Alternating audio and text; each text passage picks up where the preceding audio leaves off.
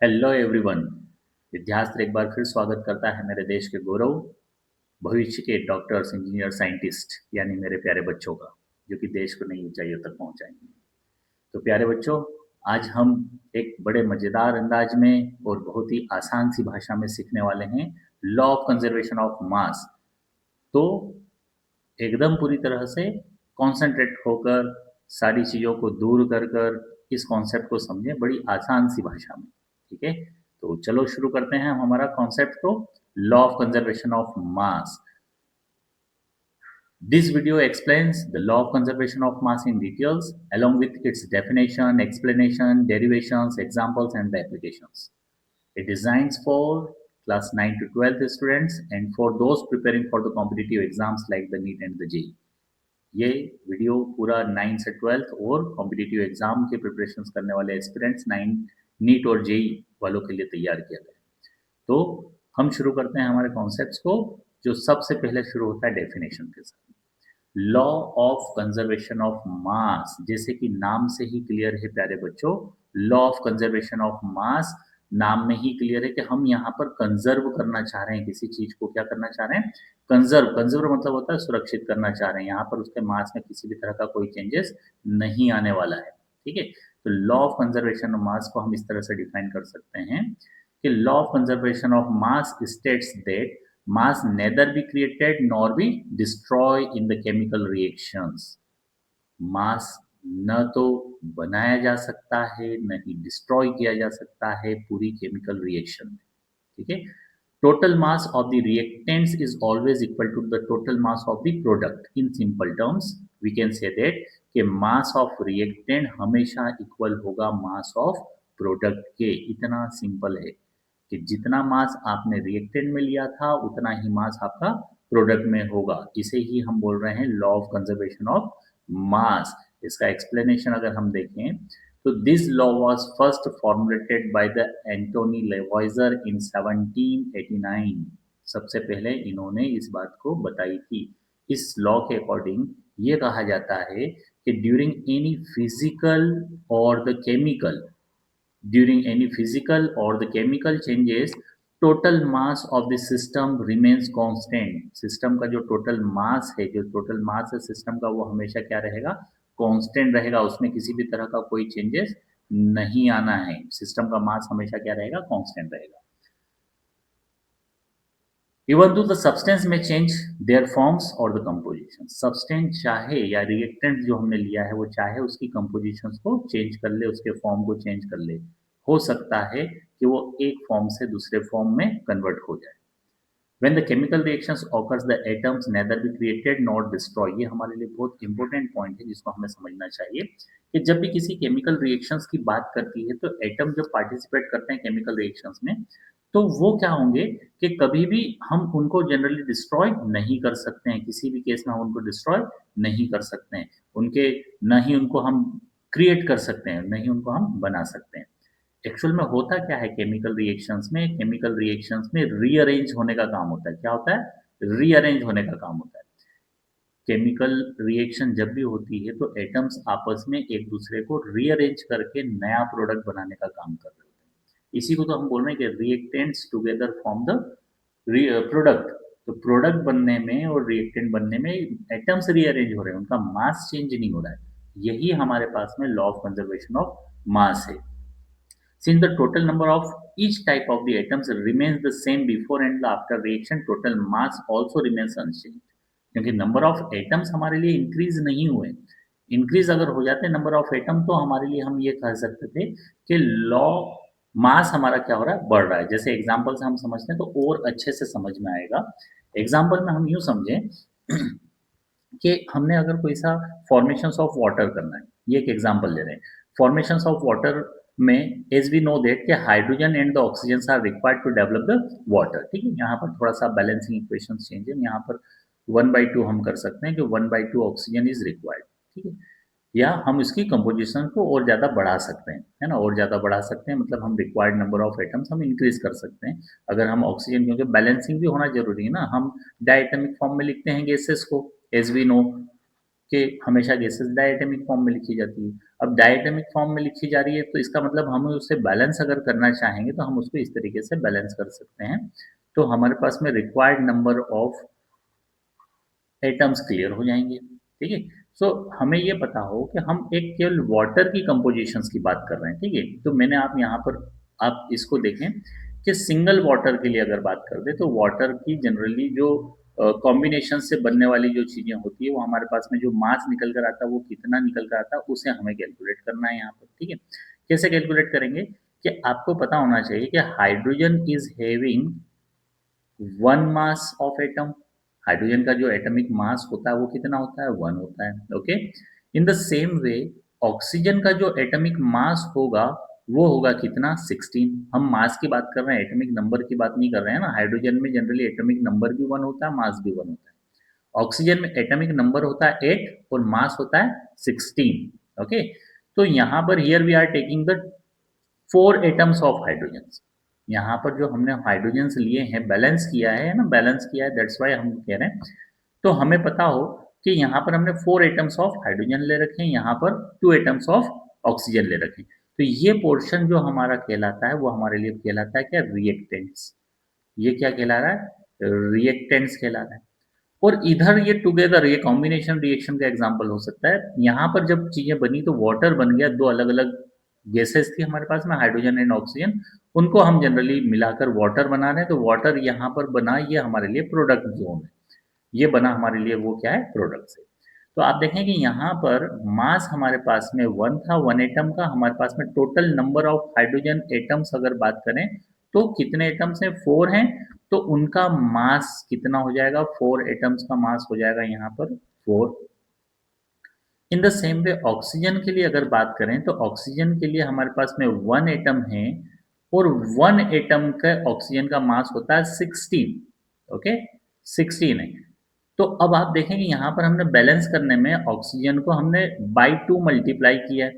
तो एक एटम का ऑक्सीजन का मास हो गया 16, यहाँ पर हम फिर 2 से मल्टीप्लाई कर दें तो आप देखो कितना हो जाएगा, 16 टू ज़ा 32। तो दिस इज हाउ हम ये कह सकते हैं कि जो ऑक्सीजन के साथ में और हाइड्रोजन के साथ में रिएक्टेंट में टोटल नंबर के अकॉर्डिंग अगर प्लस कर दें तो 4 प्लस 32 ये हमें कैलकुलेट होकर देता है 36 यूनिट। ये 36 हमारा रिएक्टेंट का मास निकल कर आ रहा है। किसका मास निकल कर आ रहा है, रिएक्टेंट का मास निकल कर आ रहा है। ऐसे आप इधर देखें कि प्रोडक्ट जोन में क्या हो रहा है, प्रोडक्ट जोन में भी नंबर ऑफ हाइड्रोजन हमारे पास में 4 है, देखो 2 टू ज़ा 4। In the same way oxygen की क्वांटिटी देखें तो ऑक्सीजन हमारे पास में कितना है, मॉलिक्यूल मॉलिक्यूलर नंबर दे रखा है ऑक्सीजन के आगे लिखा हुआ हमारे पास में, तो वो भी हमारे लिए 2 है। तो हम यहाँ पर भी वही करेंगे कि हाइड्रोजन का वन एटम का मास होता है 1, तो 4 एटम्स का मास हो जाएगा 4। ऑक्सीजन के वन एटम का मास होता है 16, तो 2 एटम का मास हो जाएगा कितना, 32। दिस इज हाउ रिएक्टेंट में भी अगर हम प्लस कर दें तो हमें पास निकल कर आएगा कितना, 36 यूनिट। तो आप देखेंगे कि रिएक्टेंट और प्रोडक्ट दोनों के मास हमारे इक्वल आ रहे हैं। इसी को हम बोल रहे हैं क्या, लॉ ऑफ कंजर्वेशन ऑफ मास। अब आप देखेंगे स्टार्टिंग में हमारे पास में दो different types of the things थी, हमारे पास में हाइड्रोजन था, ऑक्सीजन थी। लेकिन इन द प्रोडक्ट हमने क्या किया, केमिकल चेंजेस किए और वहां पर नया प्रोडक्ट डेवलप किया। लेकिन उनके नंबर ऑफ एटम्स चेंज नहीं हुए, और नंबर ऑफ एटम्स चेंज नहीं होंगे तो उनके मास भी चेंज नहीं होंगे। यही लॉ ऑफ कंजर्वेशन ऑफ मास की खूबसूरती है। आप देखें कि एक और एग्जांपल से हम समझते हैं कि अगर हमें सॉल्ट बनाना है, सॉल्ट बनाना है तो हमने क्या किया, सोडियम लिया रिएक्टेंट जोन में, प्लस क्लोरीन लिया। ठीक है। अब आपको पता है ये भी कि क्लोरीन हमारे लिए गैस है, तो फिर वापस हम इसको डायटोमिक फॉर्म में लिखेंगे। एक atom single atom mono atomic form में हम लिखते नहीं हैं, तो वापस इसको हम लिखेंगे किसमें, डायटमिक फॉर्म में लिखेंगे। अब डायटमिक फॉर्म में लिखेंगे तो फिर बैलेंस करने के लिए सोडियम के ऊपर भी 1 प्लस चार्ज है, क्लोरीन पर भी 1 माइनस चार्ज है। तो दोनों सेम चार्जेस की बात कर रहे हैं, इक्वल होते हैं। तो यहाँ पर सोडियम को भी बाई 2 से हमें क्या करना पड़ेगा, इंक्रीज करना पड़ेगा, क्योंकि 2 एटम हमें क्लोरीन के लेना है तो 2 एटम फिर हमें सोडियम के भी लेना पड़ेंगे। तो आप देखें रिएक्टेंट के लिए अगर बात करते हैं तो ये हमारे लिए कौन सा जोन हो गया, रिएक्टेंट वाला जोन हो गया। तो रिएक्टेंट में सोडियम के नंबर ऑफ एटम्स कितने हैं, 2 हैं। अब आपको पता है कि एक सोडियम का एटम का मास होता है 23। तो दिस इज हाउ अगर हम दोनों एटम्स के लिए अगर बात कर दें तो सोडियम के दोनों एटम का मास कितना हो जाएगा? तो 2 एटम्स का मास यहाँ पर कैलकुलेट होकर आ जाएगा कितना? 46। ये 2 एटम्स के लिए निकल कर आ जाएगा, ठीक है? ऐसे ही क्लोरीन के लिए अगर बात कर दें, तो क्लोरीन के कितने नंबर ऑफ एटम्स हमने ले रखे हैं? 2 एटम्स ले रखे हैं। 1 क्लोरीन के एटॉमिक मास की अगर बात करें तो वो होता है 35.5। ये हमारे पास में सिंगल क्लोरीन के लिए कैलकुलेट होकर आ रहा है, ठीक है? तो सिंगल क्लोरीन के लिए कैलकुलेट होकर आ रहा है, तो 2 क्लोरीन के लिए कितना हो जाएगा? तो हमने बोला 2 क्लोरीन एटम्स की अगर बात करें, तो वो हमारे पास में कैलकुलेट होकर आ जाएगा कितना?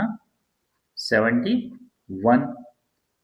इस तरह से अगर हम टोटल मास की अगर बात कर दें, तो टोटल मास कितना कैलकुलेट होकर आ जाएगा? यहाँ पर अगर कैलकुलेट करेंगे तो 6 + 1 7, और यहाँ पर हम प्लस कर देंगे तो 11 117 यूनिट ये हमारे लिए निकल कर आएगा रिएक्टेंट में। इन द सेम वे अगर हम प्रोडक्ट के लिए अगर बात कर दे, तो प्रोडक्ट में बना क्या? सॉल्ट, सोडियम क्लोराइड, सॉल्ट बना, और दोनों ही टू टू एटम्स हैं, मतलब ये हमारे लिए 2 मॉलिक्यूल्स डेवलप कर दिए उन्होंने, ठीक है? ये मॉलिक्यूल्स ऑफ कंपाउंड है। मैंने आपको पहले भी बताया कि मॉलिक्यूल्स ऑफ कंपाउंड क्या होते हैं, मॉलिक्यूल्स ऑफ एलिमेंट्स क्या होते हैं। अगर अभी भी आपको अगर इस क्वेश्चन में डाउट है तो आप मेरे पिछले वीडियो को जाकर जरूर देखें। मैं लिंक को वीडियो की लिंक को जो है बायो में लगा दूंगा, आप वहां पर जाकर देखें कि किसे बोलते हैं हम, क्या होता है मॉलिक्यूल ऑफ एलिमेंट, किसे बोलते हैं मॉलिक्यूल ऑफ कंपाउंड, किसे बोलते हैं ना। बड़ी छोटी छोटी सी चीजें बड़ी आसान सी भाषा में समझाई गई है। तो ये हमारे लिए प्रोडक्ट है जो कि हमने बनाया, product from the sodium and chlorine, दो different types of the elements atom से डेवलप किया। तो सॉल्ट बना, इसे हम सॉल्ट भी बोलते हैं, ठीक है? सॉल्ट डेवलप हुआ। अब सॉल्ट के लिए अगर बात करें तो आप देखो सोडियम कितना है, तो सोडियम हमारे पास में हम कह रहे हैं कि सोडियम का एटॉमिक मास 23 होता है, ओके। क्लोरीन का एटॉमिक मास होता है 35.5। ये हमने पूरा इतने का मास लिख लिया। अब आगे 2 है, मतलब 2 पूरे मॉलिक्यूल, 2 मॉलिक्यूल्स ले रखे हैं, तो जो भी मास निकल कर आएगा उसको 2 से मल्टीप्लाई करेंगे, जितना मॉलिक्यूलर नंबर दे रखा उतने से वो मल्टीप्लाई होगा। अब 23 प्लस 35.5 की अगर बात करते हैं तो ये होता है 58.5। अब मल्टीप्लाई बाई 2, अब मल्टीप्लाई बाई आप 2 करेंगे तो आपके पास में फिर वापस निकल कर आंसर आ जाएगा कितना? 117 यूनिट। तो आप देखें, दिस इज हाउ हमारे पास में जो रिएक्टेंट आ रहा है और उस प्रोडक्ट की अगर बात करें तो दोनों का मास जो है इक्वल आ रहा है, मतलब रिएक्टेंट का mass is equal to the product का मास। नंबर ऑफ एटम में भी कोई चेंजेस नहीं है। नंबर ऑफ एटम इधर भी अगर आपका बात करें तो सोडियम के 2 एटम्स हैं, क्लोरीन के भी 2 एटम्स हैं। यहाँ पर भी बात कर दें तो पूरे मॉलिक्यूल में सोडियम के लिए भी टू एटम्स के लिए बात करेंगे, क्लोरीन के लिए भी 2 के लिए बात करेंगे। तो पूरे रिएक्शंस में रिएक्टेंट से प्रोडक्ट में जाने पर हमारे पास में नंबर ऑफ एटम में कोई चेंजेस नहीं आता, वेरिएशन नहीं आता है। तो इसका मतलब हम यहाँ पर ये बोल रहे हैं कि atoms nether be created nor be destroy. Atom को हम न तो बना रहे हैं रिएक्शन में, न ही उनको डिस्ट्रॉय कर रहे हैं। हम उनका एक्चुअल में रीअरेंजमेंट कर रहे हैं कि वो पहले क्या थे, हमने उसको उठाकर कहीं ना कहीं दूसरा अरेंजमेंट बना दिया, उनको मिला दिया, उनको ब्रेक करके कुछ नया कंपाउंड बना दिया। तो दिस इज हाउ जब नंबर ऑफ एटम में कोई चेंजेस नहीं आते हैं तो मॉलिक्यूलर मास में या उनके मास में भी कोई चेंजेस नहीं आएगा, तो लॉ ऑफ मास हमारा क्या रहेगा? कंजर्व रहेगा। इसलिए हमने ये रूल्स को बात करते हैं कि लॉ ऑफ कंजर्वेशन ऑफ मास, ठीक है? तो ये हमें समझ में आना चाहिए। आई होप कि आपको ये सारा आसान से समझ में आया होगा कि किसे हम बोल रहे हैं। कुछ की पॉइंट्स हैं अगर हम समरी में बात करें कि matters can change it's form but not it's total mass. आपको समझ में आना चाहिए मैटर क्या चेंज कर सकता है? अपना फॉर्म चेंज कर सकता है। फॉर्म चेंज कर सकता है मतलब हम ये बोल सकते हैं उनकी फिजिकल स्टेट्स चेंज हो सकती है, वो एक रूप से दूसरे रूप में जा सकते हैं, बट उनके नंबर ऑफ एटम्स चेंज नहीं होंगे। इस वजह से उनका मास हमेशा फिक्स्ड कांस्टेंट ही रहेगा। तो mass does not change. Atoms are rearrange, देखो यहाँ पर ये लाइन में हमें समझ में आ जाएगा कि atoms are rearrange not created और डिस्ट्रॉयड। हम उनको न तो बना सकते हैं न डिस्ट्रॉय कर सकते हैं। हम उन्हें कर क्या रहे हैं एक्चुअल में? रिएक्टेंट से प्रोडक्ट बनाने में रीअरेंज कर रहे हैं केवल। Total number of atoms of each elements remain the same. आपको अभी मैंने ये चीज ऊपर समझाई कि रिएक्टेंट के और प्रोडक्ट के नंबर ऑफ एटम्स अगर हम कैलकुलेट करेंगे तो इक्वल निकल कर आएंगे। यही उसके रीजन है, या यूं बोलते हैं यही वो सीक्रेट है जिसके कारण मास कभी भी चेंज नहीं होता है, नंबर ऑफ एटम्स चेंज नहीं हो रहे हैं, तो रिएक्टेंट में और प्रोडक्ट का मास हमेशा इक्वल ही रहेगा। और यह law holds true for all the chemical reactions, सारी ही केमिकल रिएक्शंस के लिए एक जैसा ही रहेगा, इसमें किसी भी तरह का कोई चेंजेस नहीं आएगा। अब आपको ये चीज़ समझ में आना चाहिए कि हमारे पास पहले क्या था और बाद में क्या था, हमने किस तरीके से जनरली उसको बनाया है, वहाँ पर हमारे लिए ये सारी चीज़ें क्लियर है। मैं एक छोटी सी इक्वेशंस और आपको यहाँ पर बताना चाहूँगा, ताकि आपको और थोड़ा सा कॉन्सेप्ट क्लियर हो जाए। जैसे फॉर एग्जाम्पल हमारे पास में क्या है, कैल्शियम कार्बोनेट है। अब कैल्शियम कार्बोनेट को हमने डिकम्पोज किया, ब्रेक डाउन किया, क्योंकि अभी ऊपर मैं ये इक्वेशन इसलिए बताना चाह रहा हूँ क्योंकि ऊपर वाली दोनों हमने वाटर फॉर्मेशन किया, सॉल्ट फॉर्मेशन किया। अब जरूरी नहीं कि हमेशा लॉ ऑफ कंजर्वेशन फॉर्मेशन पर ही काम करे, ये हमारे लिए डिकम्पोजिशन पर भी काम कर सकता है। ठीक है, तो डिकम्पोजिशन करके देख लेते हैं, एक बार हम लोग यहाँ पर तोड़ कर देख लेते हैं कि हमारे पास में जो रिएक्टेंट है उसको ब्रेक डाउन करेंगे तो ऐसा तो नहीं कि एटम डिस्ट्रॉय हो रहा हो। ठीक है, फॉर्मेशन में तो फॉर्मेशन नहीं हो रहा था, जितने एटम थे उतने ही एटम बन रहे थे। तो ऐसा तो नहीं कि कहीं ना कहीं हम डिस्ट्रॉय करके देखें। तो मैं आपको यहाँ पर एक डिकम्पोजिशन की रिएक्शंस का भी एग्जांपल दे देता हूँ कि कैल्शियम कार्बोनेट हमारे पास में है, हमने इसको ब्रेक डाउन किया और ब्रेक डाउन करने पर हमने उसको कन्वर्ट कर दिया कैल्शियम ऑक्साइड में और कार्बन डाइऑक्साइड। अब आपको यहाँ पर क्लियर हो रहा होगा कि कैल्शियम ऑक्साइड और कार्बन डाइऑक्साइड, कैल्शियम ऑक्साइड को जनरली हम क्विक लाइन भी बोलते हैं। ठीक है, क्या बोलते हैं, क्विक लाइन भी बोलते हैं इसको, कैल्शियम ऑक्साइड है हमारे लिए। ठीक है, तो अब देखें कैल्शियम के लिए अगर बात करते हैं तो कैल्शियम का एटॉमिक मास, पहले तो अपन नंबर ऑफ एटम देख लेंगे, कैल्शियम के कितने एटम हैं, 1 है। ओके, रिएक्टेंट जोन में हम बात कर रहे हैं, यहाँ पर ये हमारा रिएक्टेंट जोन है और इधर वाला जो है हमारे लिए एरो के इधर, ये प्रोडक्ट जोन है। तो रिएक्टेंट जोन और प्रोडक्ट जोन के लिए हम दोनों चीजें अलग अलग कर लेते हैं। तो कैल्शियम में नंबर ऑफ एटम 1 है। ओके, प्रोडक्ट में कैल्शियम के लिए नंबर ऑफ एटम देखो कितने हैं, 1 है। ओके, कार्बन देखो, कार्बन कितना है, 1 है। ओके, इधर आ जाते हैं हम लोग, प्रोडक्ट में कार्बन कितना है, 1। ओके, यहाँ पर देखें ऑक्सीजन के लिए अगर बात करें तो ऑक्सीजन कितने एटम्स हैं हमारे पास में रिएक्टेंट में, 3। यहाँ पर भी देखो कि ऑक्सीजन के कितने एटम्स अवेलेबल हैं, ऑक्सीजन के 3 एटम्स अवेलेबल हैं। आई होप कि आपको ये चीज आसानी से समझ में आ रही होगी कि नंबर ऑफ एटम में कोई चेंजेस नहीं आ रहा है, हमारा रिएक्टेंट से प्रोडक्ट चेंज जरूर हो गया। रिएक्टेंट में कैल्शियम कार्बोनेट था और प्रोडक्ट में जाने पर वो कैल्शियम ऑक्साइड बन गया, क्विक लाइन हो गया, जिसको हम चूना बोलते हैं, क्विक लाइन बन गया, और कार्बन डाइऑक्साइड गैस रिलीज हो रही है यहाँ पर। तो दो अलग अलग रिएक्टेंट्स से प्रोडक्ट बनाने पर दो डिफरेंट प्रोडक्ट्स हमें ऑब्टेंड हो गए, तो डिकम्पोजिशन हुआ ये। तो डिकम्पोजिशन होने के बावजूद भी नंबर ऑफ एटम्स चेंज नहीं हो रहे। अब जब नंबर ऑफ एटम चेंज नहीं होंगे तो उनके मास भी चेंज नहीं होना है। लिख कर देख लेते हैं कि कैल्शियम का 1 एटम का मास होता है 40।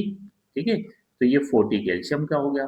कार्बन के लिए अगर बात कर दें तो कार्बन का 1 एटम का मास होता है 12, ये 12 लिख दिया।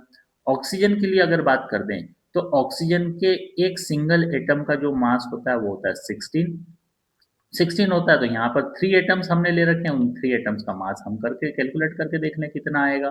ठीक है, तो ये हो जाएगा 48। इन सभी को प्लस कर देते हैं तो कितना हो जाएगा,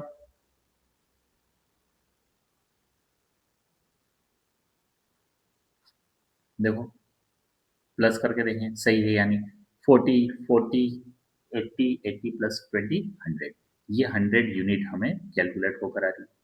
ऐसे आप इधर कैलकुलेट करके देखें, कैल्शियम का मास कितना 40। ओके, 40 कैलकुलेट कर लिया हमने। In the same way carbon का एटॉमिक मास हमारे लिए सिंगल के लिए होता है 12, तो ये 12 हमने कैलकुलेट कर लिया। ऑक्सीजन के सिंगल एटम का मास होता है 16, 3 के लिए हमने कैलकुलेट कर दिया। ठीक है, तो ये सब प्लस करेंगे तो वापस हमारे पास में कितना निकल कर आ जाएगा, 100 यूनिट। तो आप देखें कि रिएक्टेंट और प्रोडक्ट का मास हमेशा इक्वल हो रहा है, नंबर ऑफ एटम में किसी तरह का कोई चेंजेस नहीं आ रहा है। तो चाहे हम डिकम्पोजिशन रिएक्शन लो, चाहे हम फॉर्मेशन रिएक्शंस लो, है ना, कोई सा कह सकते हैं कि कॉम्बिनेशन रिएक्शंस में जा रहे हैं, डिस्प्लेसमेंट रिएक्शंस में जा रहे हैं, किसी भी तरह की कोई भी रिएक्शंस हो, सारी केमिकल, ऑल केमिकल रिएक्शंस के लिए ये लॉ क्या है, एप्लीकेबल है। ठीक है, तो I hope my dear students आप सभी को ये चीज़ें समझ में आई होगी। ठीक है, तो अगर अच्छा लगा है तो वीडियो को लाइक, शेयर और सब्सक्राइब ज़रूर करें। जाते-जाते वही बोलूँगा कि पढ़ो दिल से, समझो स्माइल से, पढ़ो इतना क्लियर कि डाउट हो जाए disappear. Clear concept, confident minds, from confusion to clarity with Zaheer sir. Thank you everyone.